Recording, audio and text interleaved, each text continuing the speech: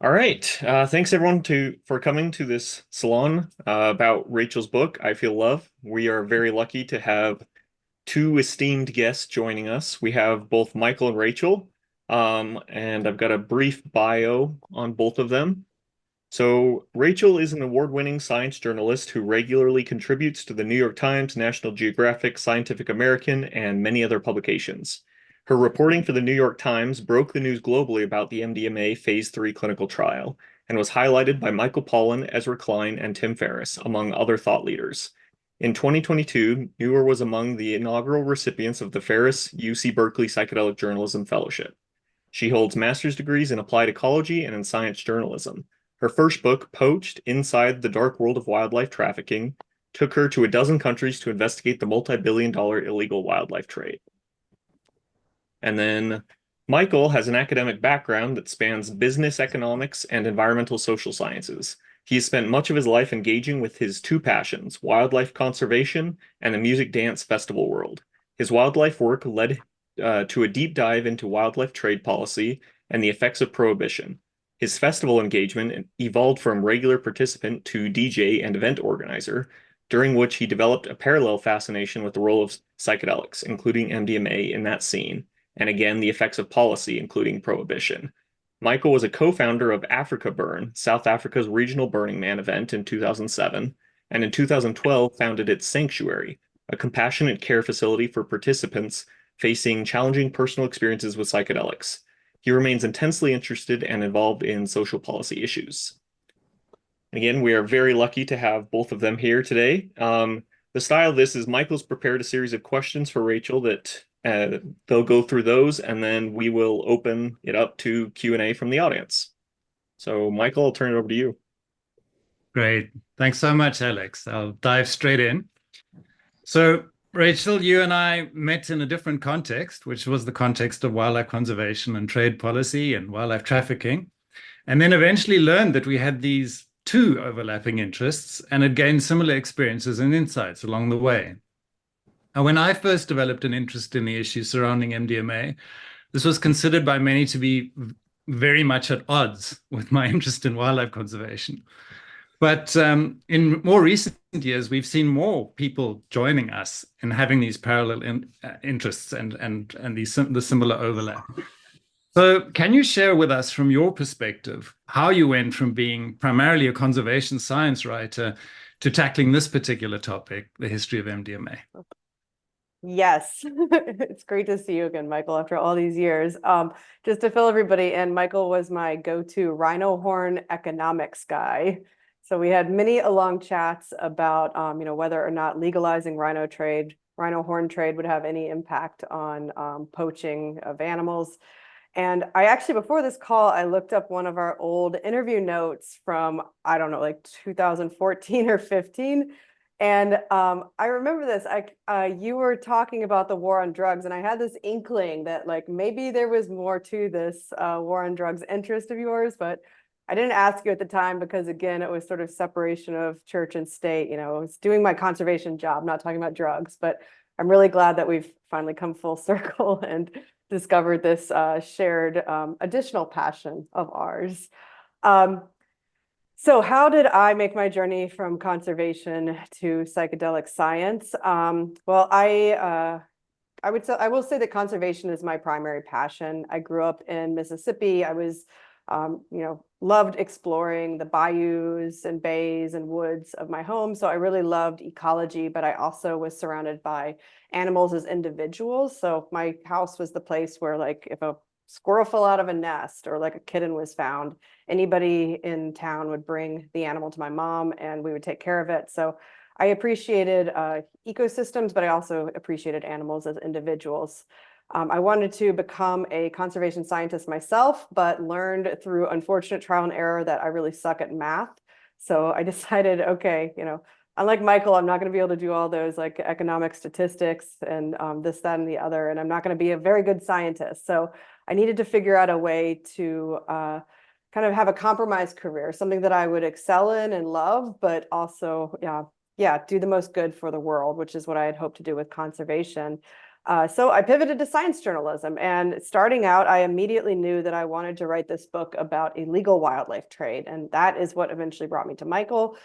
So I wrote this first book called Poached that Alex mentioned, and it was all about this international commercial illegal wildlife trade. So everything from rhino horns and elephant tusks to tiger bones and pangolin scales. And the book was a lot of fun. It took me to a dozen countries. I got to meet poachers, traffickers, consumers, conservationists, the whole gamut. But after the book came out, I felt like I was being pigeonholed a little bit as the dead animal reporter. I was getting all these assignments from New York Times, from National Geographic, from others, and they would come to me and say, hey, here's this poaching story, or can you do a story on this dead animal? And I really felt like after a while that I was writing the same story over and over again, just with a different country and a different species and a different set of players. And I didn't see that this was necessarily affecting the positive change that I had hoped to have on the world. At the same time, I was kind of getting depressed. Conservation, as Michael is very aware, is not a cheery subject most of the time. Victories are very few and far between. So as these questions were beginning to come into my mind, the pandemic hit, and I was here in New York City, which meant I was in total lockdown for a few months. And this was just a really eerie, trepidatious time. It's really hard. It's crazy to even think back on it now. But I had more time on my hands to ponder what I wanted to do with my career. And I realized that I was seeking a new intellectual challenge, and I needed an emotional break from all these dead animals. And I happened to be thinking about these questions while I was on MDMA one evening, and into my head popped, hey, MDMA, you should do a book on MDMA, which I don't know, it seemed like such a great idea at the time. And then the next morning I woke up, and of course I'm sobered up, and I started Googling around, and I realized that indeed there was no current book that really told the MDMA story, that really, put MDMA front and center as the protagonist to explore the history, culture, science, politics, and mental health of this fascinating drug. So with that idea, while I was rolling on my couch on MDMA, I wrote this book, and that's why we're standing here now. Great, thank you very much. So having read your book from start to finish and scanned it a couple of times, I interpreted it loosely through three parts. The first 4 chapters, which deal with the early history of MDMA in the broader context of the development of psychedelics, and then the 60s counterculture movement, and then we had the drug war pushback, but that very sort of early combined history, and highlighting the roles of figures, names of whom I think we all know, like Sasha Shulgin, who created it in his lab, and Rick Doblin, who started MAPS. Then the next 5 chapters describe the subsequent developments in the global underground party scene, or also known as the rave scene, and then the growing concerns about neurotoxicity of MDMA, and then the public policy demonization of the drug, against which then you had some further pushback from the now mostly underground therapeutic community, who are trying to work towards getting early clinical trials approved and exploring the potential for MDMA to treat trauma, but more research on understanding how it actually works, which was not clearly understood, and its scope for treating addiction.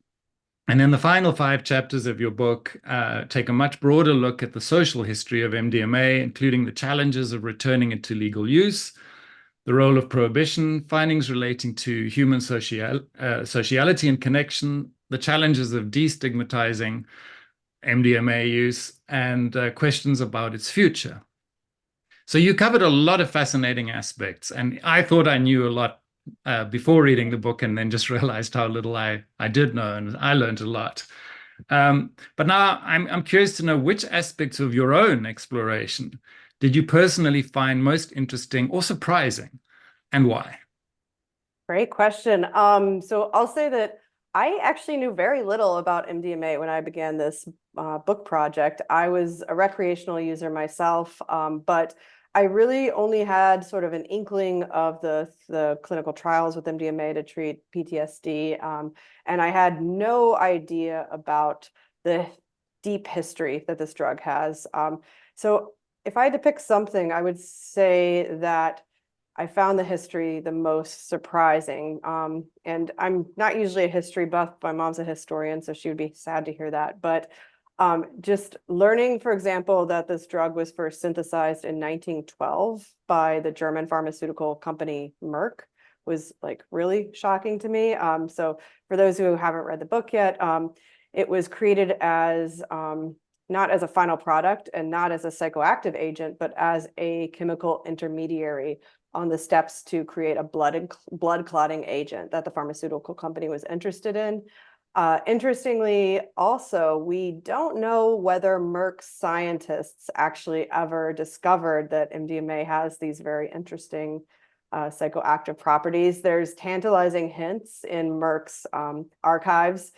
And I tried pretty hard to get someone from Merck to talk to me. And this PR guy kept answering. And eventually he just kind of shut me down and stopped responding, which seems a little fishy. But it's going to take, a PhD student or someone with a lot of resolve and time and German language skills to show up at Merck's office and dig through their archives to see if indeed their scientists ever discovered this over the decades.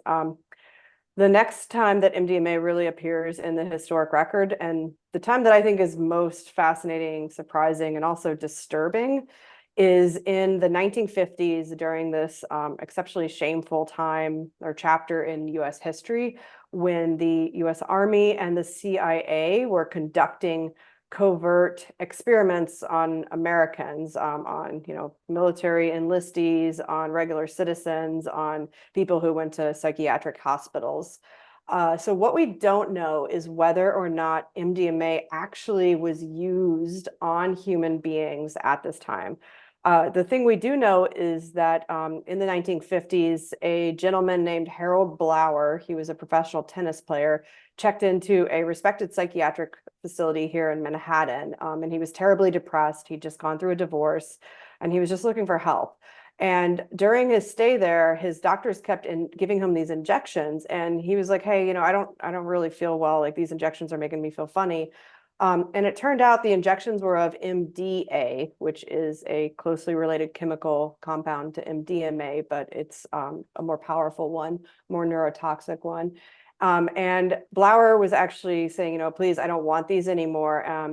And they wound up giving him a dose anyway of 450 milligrams of MDA, I believe it was, which is a huge dose. And it wound up killing him in a really horrible and dramatic fashion. So it turned out that this hospital had been contracted with the US Army to run these experiments on the side. So Blower just served as this guinea pig, and it cost him his life. Well, after that incident, we don't know for sure, but it looks like the Army officials were like, oh crap, we just killed someone. We need to backtrack and very quickly do animal testing of toxicity of these various substances. So MDA was one of those substances, and so was MDMA. These were sent to the University of Michigan, where they were given to animals in trials, and they recorded like some funny behaviors the dogs did on MDMA and things like that. What we still don't know, though, is whether MDMA eventually wound up in human beings. So there was a doctoral student who I connected with at the University of Michigan. He's since graduated and is now a postdoc. But his name is Nicholas Denome, and he was in the chemistry department, and he discovered that his university had played this role in these covert trials back in the day, and became just absolutely obsessed and fascinated with trying to get to the bottom of what happened. I tried to send my own Freedom of Information Act requests to the government and didn't receive an answer until the book was already out. And the answer was, oh yeah, we don't have any documents. So I actually wound up sharing with them some of Nicholas Denome's documents that he got through FOIAing since like 2016 to be like, hey guys, well, FYI, here's these documents, in case you want to add them to your archives, US Army. So in a nutshell, what Nicholas Denome found was a document pointing to trials that took place at Tulane University in New Orleans that seemed to suggest that indeed MDMA was given to human patients who came in with psychiatric distress. So Denome actually traced this specific citation down And he reached out to the U.S. Army Research and Development Command Office requesting this document. But when he did, they got back to him and said, yeah, we can't find that, which to Denome was just like absolutely crazy that, the US government can't find their own document with a very specific record. So, he's like, we can't say yes or no, but this is just very, very fishy. But either way, I think it is important, as we're talking about MDMA-assisted therapy for PTSD, and especially among veterans who have, got and acquired that PTSD through service to this country, that MDMA might have first been given to humans in this very dark context by the US Army. Yeah, really interesting. This, and I think this kind of segues into my next question, which is that researching the history of a banned or stigmatized substance like this creates challenges. The information's not readily available in a written or recorded format. And you need to overcome the fear that people would have of incriminating themselves by sharing information. So can you share a little bit more with us about the strategies that you employed to overcome these challenges? You probably already had some experience through the illegal wildlife trade work, but I'd be curious to hear how you went about it. Yeah, I was actually going to bring that up. Not all conservationists, but some conservationists can be extremely cagey, they're fearful, and rightfully so, of journalists getting things wrong, of overly simplistic messages, and in some cases with conservationists, for example, working in Africa, of putting their lives at risk if their identity is exposed or if specific details are being put out there. So I will say, compared to the conservation bunch, psychedelic scientists and psychedelic users tend to be a lot more excited to talk to me, a lot more open, definitely a lot more optimistic about the future. However, the exception to that rule was people I interviewed who are from that counterculture generation. They were perhaps drug users in the 1960s and then experienced this complete prohibitionist lockdown that happened after, or maybe they grew up in the 70s, but they operated under this huge fear of losing their livelihoods, possibly even jailing, stigmatization. So in terms of trying to get those sources to talk to me, the key was the same as with conservationists or with anybody who's wary of the media and of me, just trying to earn trust and establish upfront rules that we could agree on, that we both could live with, in terms of which details are shared, whether or not I reveal their names, and fact checking that I always go through with my sources.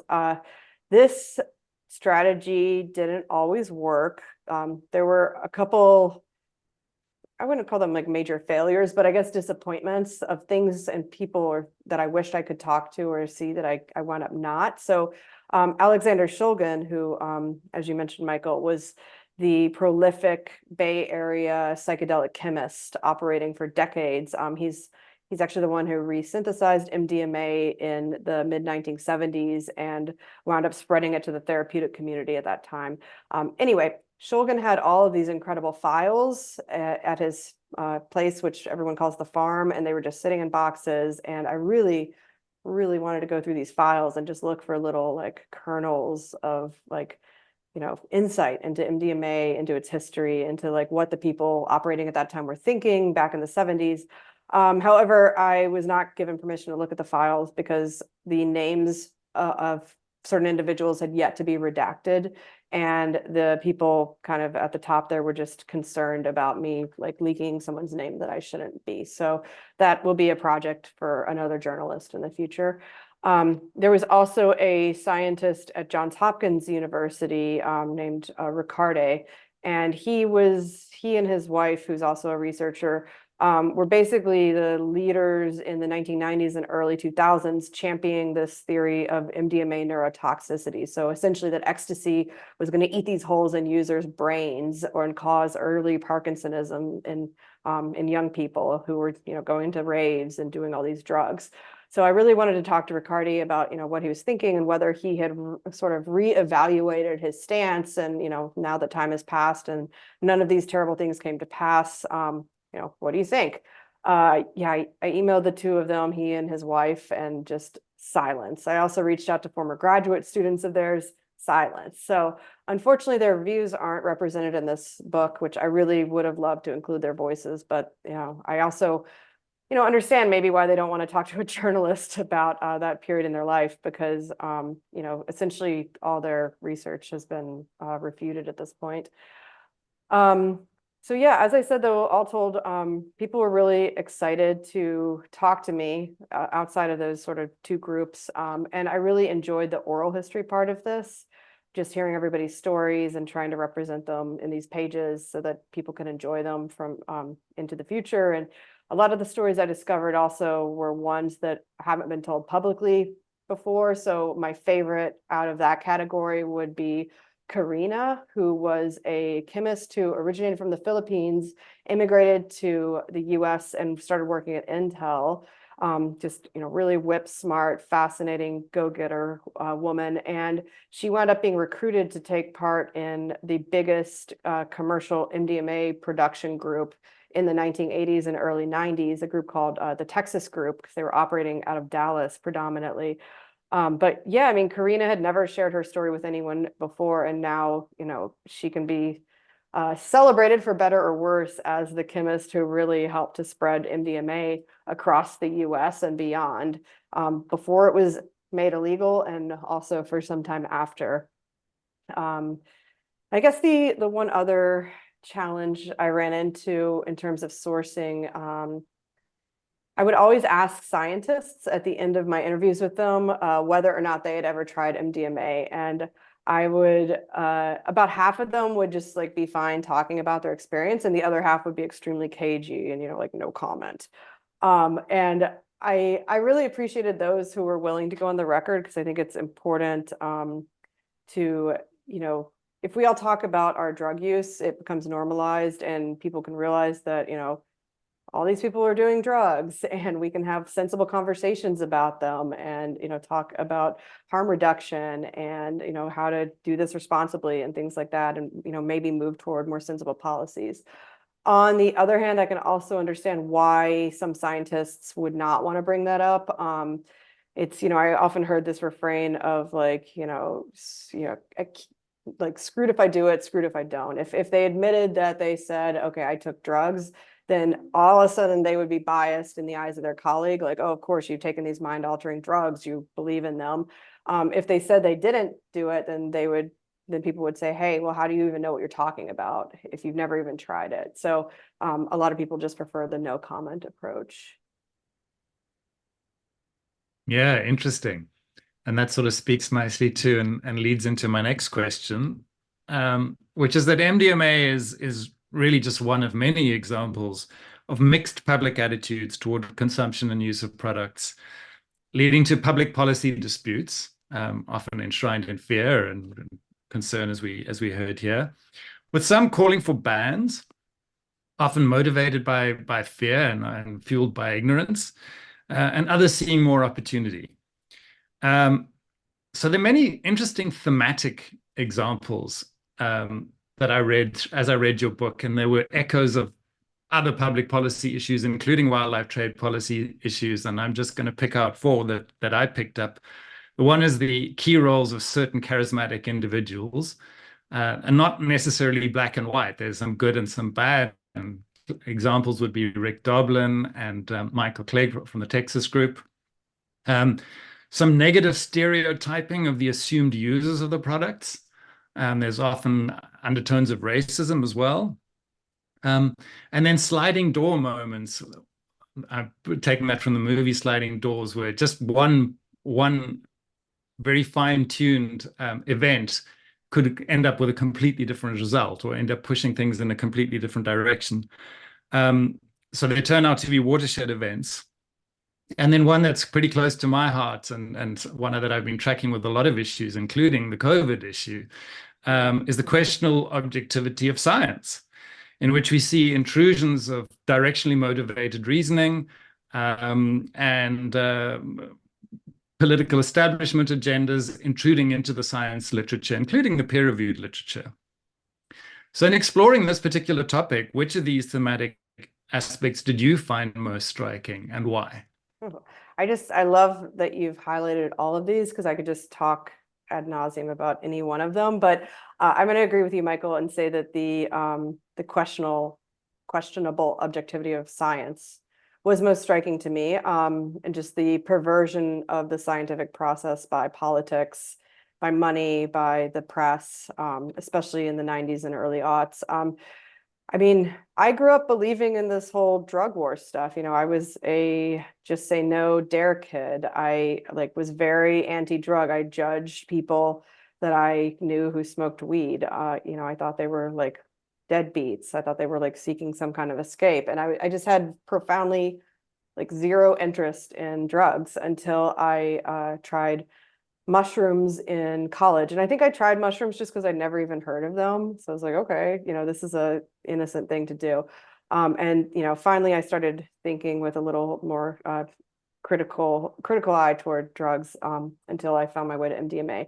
But anyway, seeing and learning about how MDMA's journey has been, and other drugs for that matter, has been shaped by politics, by the powers that be, by it seems like virtually everything except for scientific objectivity and fact has just made me a lot more cynical about the information that we're fed on a daily basis. It's made me wonder, you know, what kind of things am I just accepting as truth right now and just not even like seeing through it. So, I mean, for those who don't know this story, I'll go ahead and share it just as an example of how rotten things really became.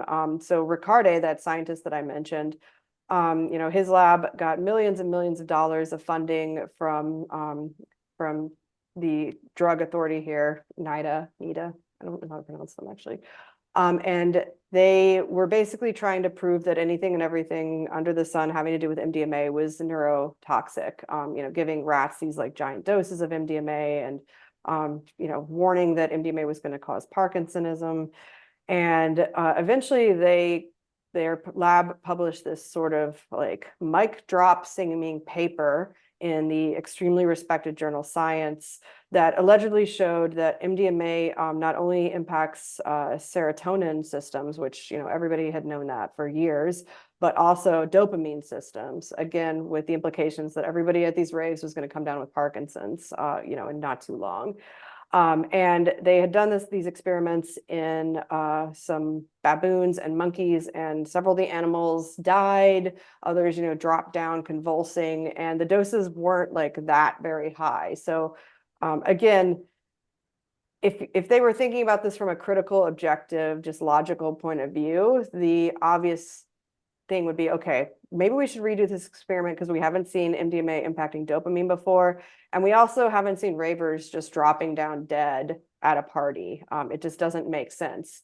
But instead, this paper was pushed through peer review. It got published. It made like huge headlines all over the place. You know, ravers are going to kill themselves. MDMA is this evil drug.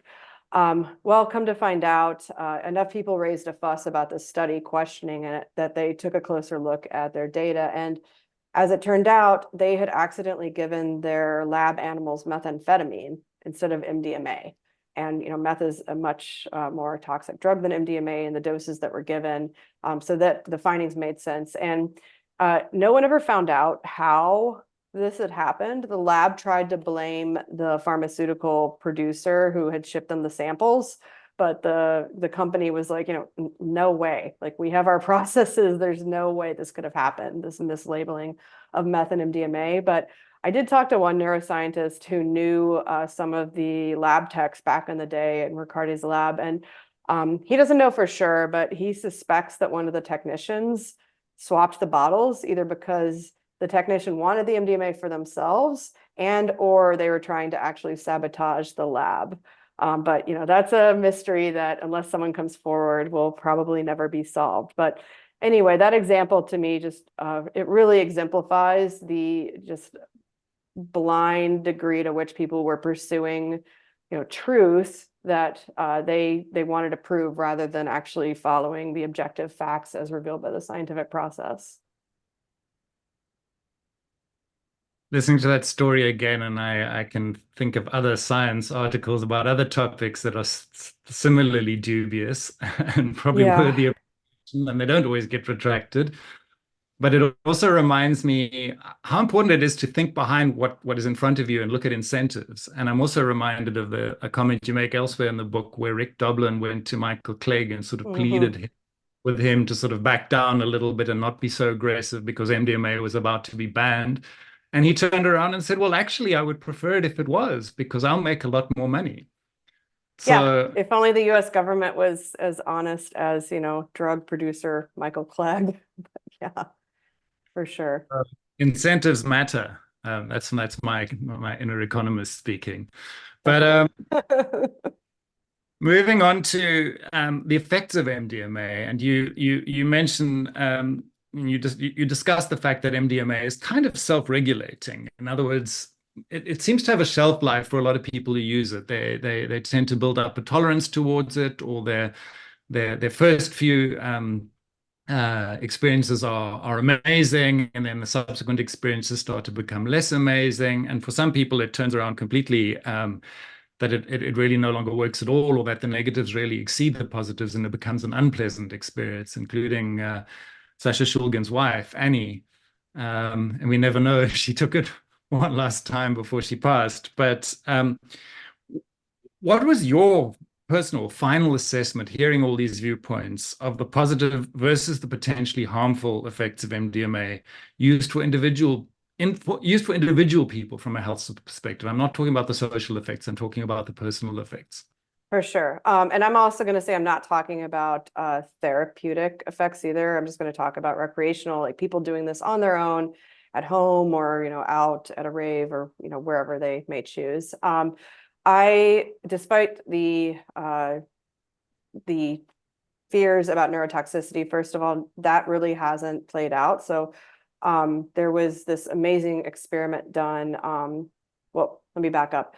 Everybody was trying to figure out if MDMA is neurotoxic, meaning, can it damage neurons, the cells in your brain that, make you who you are and make you able to do everything, basically. And it was really hard to untangle this question because MDMA users are oftentimes polydrug users. They're not just taking MDMA, they're doing alcohol, maybe, cocaine, ketamine, MDA, whatever. So this creates an effect where you can't disentangle the MDMA from other drugs' effects. And as they were trying to figure out how to do this, Rick Doblin, who we mentioned, received an email from someone in Salt Lake City saying, hey, I have a population of users who can solve this problem, this polydrug problem. And they were Mormons. And these were Mormon kids who would go to all-night raves and only take MDMA, no alcohol, no nothing else. So Rick teamed up with some researchers from Harvard who wound up conducting an experiment on these kids. And, they tested their hair, they tested their urine to confirm indeed they weren't on any other kind of substance, including alcohol, only MDMA. And they also had a control group, which were Mormons who would also go to these raves, dance all night. So they're getting the fatigue and sleep deprivation, but wouldn't take MDMA. And then they compared these groups. They separated them into 3 different groups. So people who never took MDMA but went to the raves, people who had taken it a few times, like, up to 20 or 30 times, and then heavy users who had taken it like a whole bunch across their life. And the effects, the differences in behavior they found were just like really minuscule. Things like, okay, the heavy users weren't as dexterous with their non-dominant hand. Okay, for me, that's like a fair price to pay for taking MDMA. So the whole neurotoxicity thing just hasn't played out in the way that it was expected to in the 1990s. And psychiatrists who, have patients who have done MDMA also attest that, okay, some of their patients will say, there was a time in my life when I was taking way too much MDMA and I was having memory problems, I was getting skittish, I was getting anxious, but then I just stopped and eventually things returned to normal. And there is some evidence as well that neurons that produce serotonin, they are depleted after doing MDMA, but eventually they do recover and repair themselves, even if it's with a heavy user who's really been pounding their brains with this stuff. In terms of other risks, one of my sources said something really telling, which was that pretty much all of the harms and even deaths that occur with MDMA in a recreational setting are basically due to prohibition. And this is because, first of all, people have to buy their drugs from the black market, unless they know a chemist who can make it for them, they have to like trust this drug dealer. And if they aren't doing their own drug testing, then they have no idea what is in that drug in terms of dangerous adulterants. They also don't know the purity of that drug. So I spoke with a mother whose daughter actually died of an MDMA overdose. She had almost completely pure MDMA, but she took way too much of it because she had, she was just given a pill. She had no idea what she was taking. And it was like a dose that was 3 or 4 times higher than someone should have taken. So because of the unknown components of the MDMA, that makes things more dangerous. The next biggest threat is hyperthermia, so overheating. You're in a dance floor, there's not a great ventilation, you're dancing, you're not taking breaks. And yeah, you can easily overheat if that happens. So I think people have gotten a lot better about this health and safety stuff, as information has traveled around the internet, as people have talked more about this, as MDMA has become this like extremely popular drug, literally millions of people around the world taking it a year.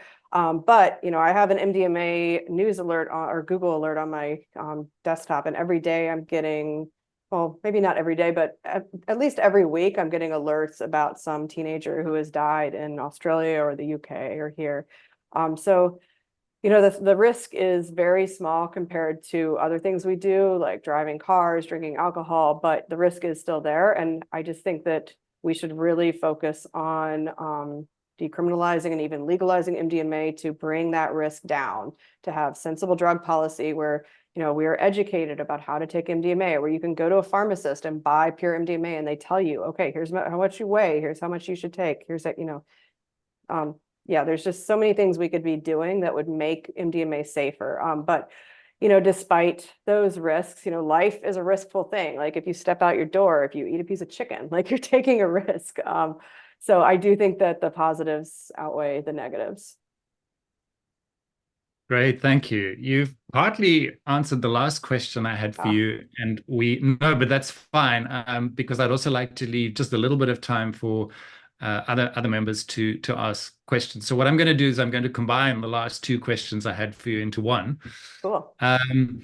So it seems like that reading your book, reading between the lines, and also based on my own personal experience of this and similar issues, that federal US policy is really the last serious stumbling block in the road to finding a constructive place for MDMA in global society.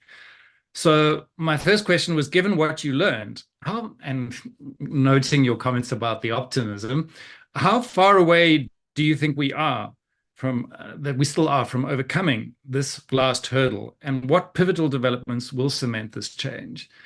And then my last question is, what are your personal hopes for the future of MDMA in terms of what differences it might make for society? And do you share the more idealistic vision of many of its proponents, or do you have more modest expectations?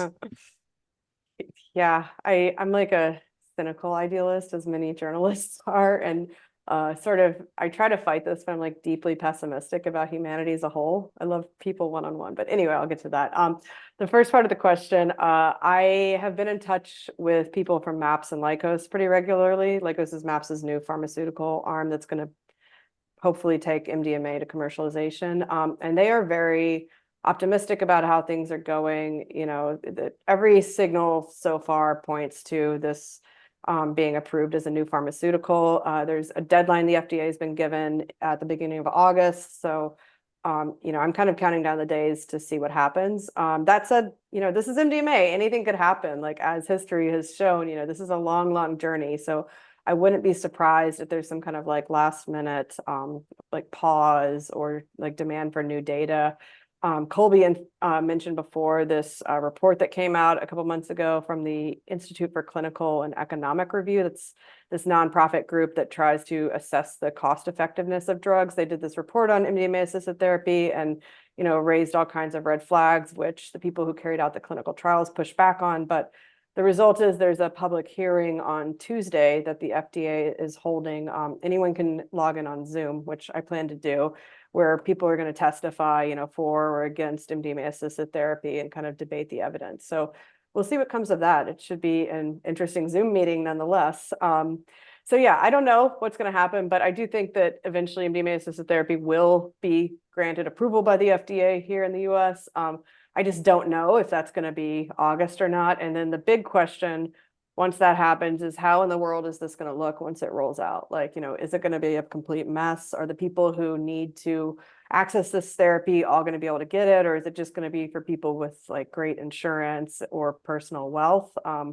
We will see. In terms of my eventual or idealistic vision for the world, yeah, I mean, I really do hope that MDMA-assisted therapy is approved.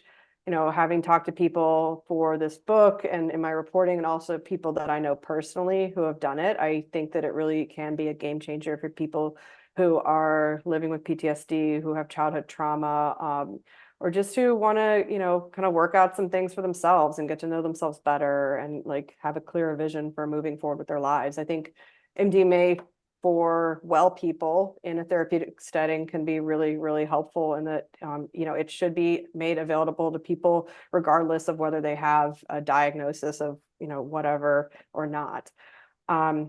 I also think that there's great value in MDMA being taken in a recreational setting. I've benefited from that myself. It's not going to like save the world to go out dancing with your friends, but speaking from experience, it can make you feel a lot more connected to yourself, to other human beings, just to like learn to enjoy the moment in a way that I at least struggle to on a daily basis. Standing in front of my computer, like fretting about like my next assignment or whatever. I really, this whole question of like, oh, will MDMA save the world? I asked a lot of my sources that at the end of interviews, just kind of tongue in cheek.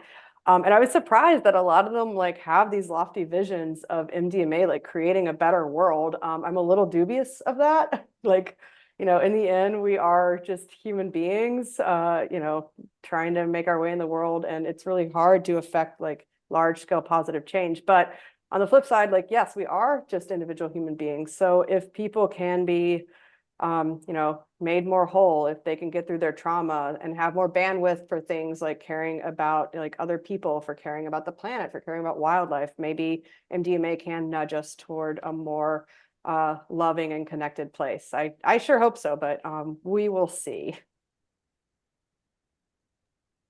So at the very least, we can hope for nudges or changes on the margin, right? Exactly. Yeah, that's definitely something we can hope for.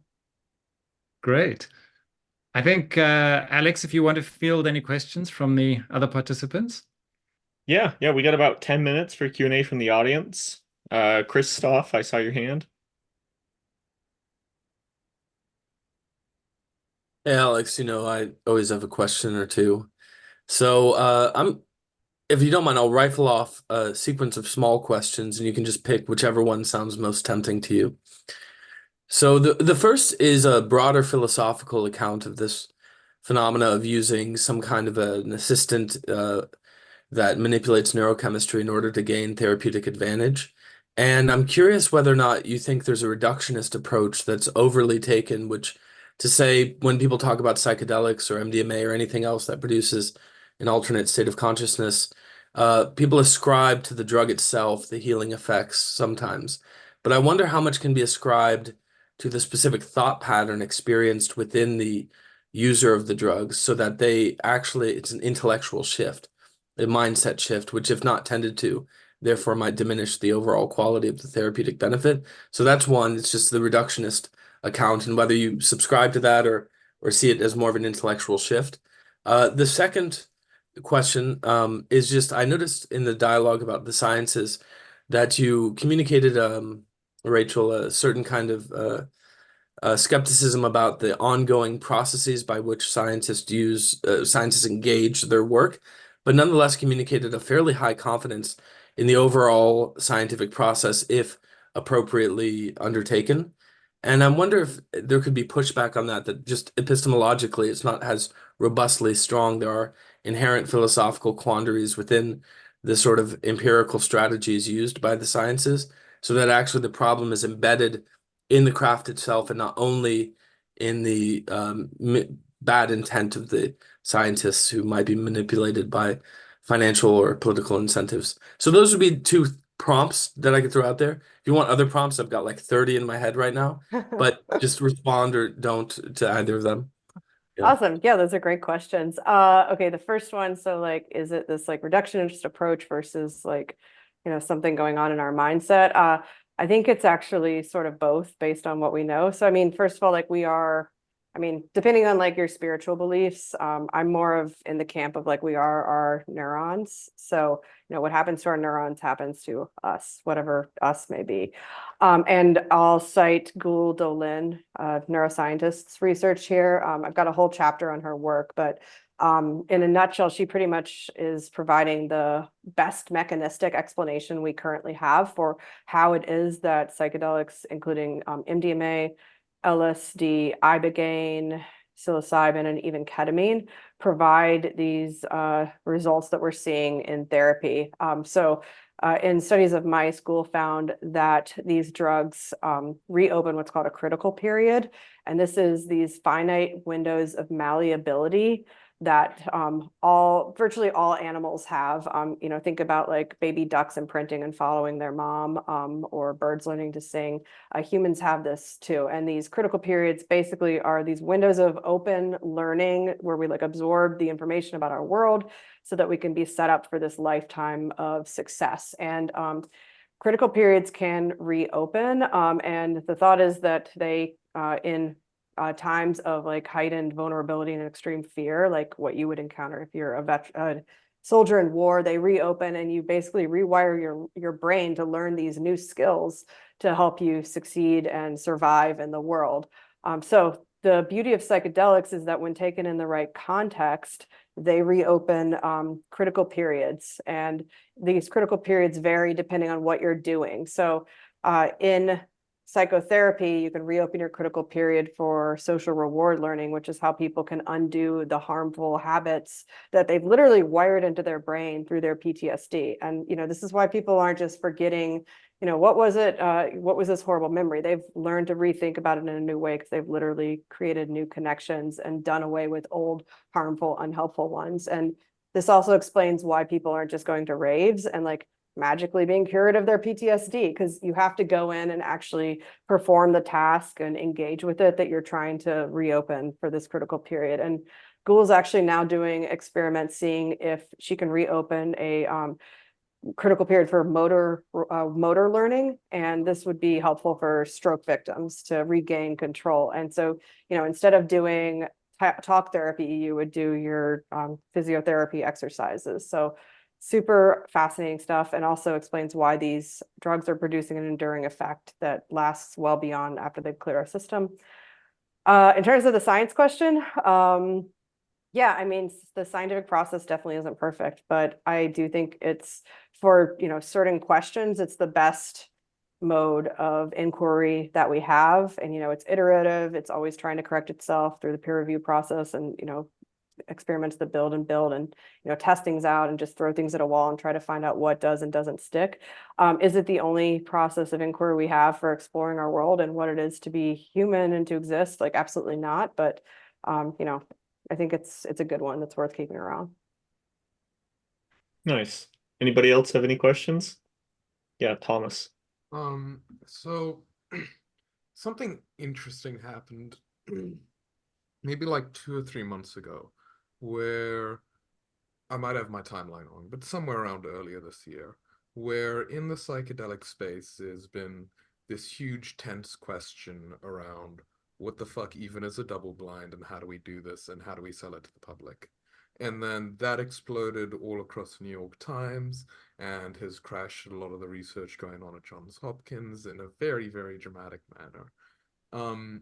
Kind of in a similar vein, we've had all of these really concerning consent issues around phase 2 MDMA clinical trials and the symposia reporting. Do you think that that same thing happening again, where there's been a controversy in the psychedelic sphere that re-enters the mainstream, might happen with MDMA and consent? Yeah, I mean, I think it's happening right now, as we've seen, with this like FDA hearing that we're having on Tuesday. I mean, the blindness issue, like, I don't know, I maybe this is why I wouldn't make a good scientist, but I just find it like really tedious. And, Yeah. it's like, okay, well, are you going to like be blind when you're doing like cognitive behavioral therapy? No, you're going to know if you got the therapy or not. There's lots of, psychotropic drugs that people know whether or not they're on them. So, this bias, like, oh, well, are people like wanting to report better things because they know they got MDMA, or like having this placebo effect? At least what we've Yeah. seen from the clinical trials, it seems like the results are robust enough and long lasting enough to like basically show that it's not a placebo effect, at least not for most people. Mm. Yeah, and I mean all the stuff like from the symposia reporting, I did get into that a little bit in the book. Unfortunately, the woman whose story was mainly focused on didn't want to talk to me because she thought I was like a tool for MAPS. So I didn't get to hear her version, but I did quote her from the podcast. As far as I know, she's the only person who's come on the record with that kind of situation, and it seemed like these were two really bad apple therapists who were dismissed even before her case came to light. And I don't think there's a way to completely stop that. People are people and they're going to break the rules, and there's going to be bad actors no matter how carefully we control for it. But the point there is we should make the therapy legal. So that way, at least if somebody does break the rules, they can lose their license. They can like be brought to court. There can be actual repercussions. Whereas now everything is underground, and if something happens, people have nowhere to turn to, and they might be afraid of reporting because it's illegal. Mm. And one more question. Are you very familiar with any work recently that has been going into like mild psychoactive derivatives, whether it be through like the Shulgin Research Institute or Mike Cunningham's work with Ariadne, or do you have any thoughts in this sphere? Are you thinking about like drug discovery or like Yeah. just Yeah, like drug discovery. Like I was recently looking into tabananthalog and ibogalog and their psychoactive effects and potential applications in therapy. Yeah, for sure. I didn't get into that in the book because there just like wasn't enough space, and I really wanted to focus on MDMA. But I think it's really fascinating, this hunt for new psychedelics. I actually did a short podcast for Scientific American. I'll try to dig it up in a second, post in the chat, on this question, where I interviewed Matthew Baggett, the neuroscientist who's like using algorithms to find promising psychedelics. And I think MDMA is a great drug for psychotherapy, but it does have some negative side effects, like nausea, teeth grinding, the heart racing. So if we can engineer that out of the drugs, I think that would be great and definitely worth exploring. That doesn't mean that, the drugs we have now are the best ones.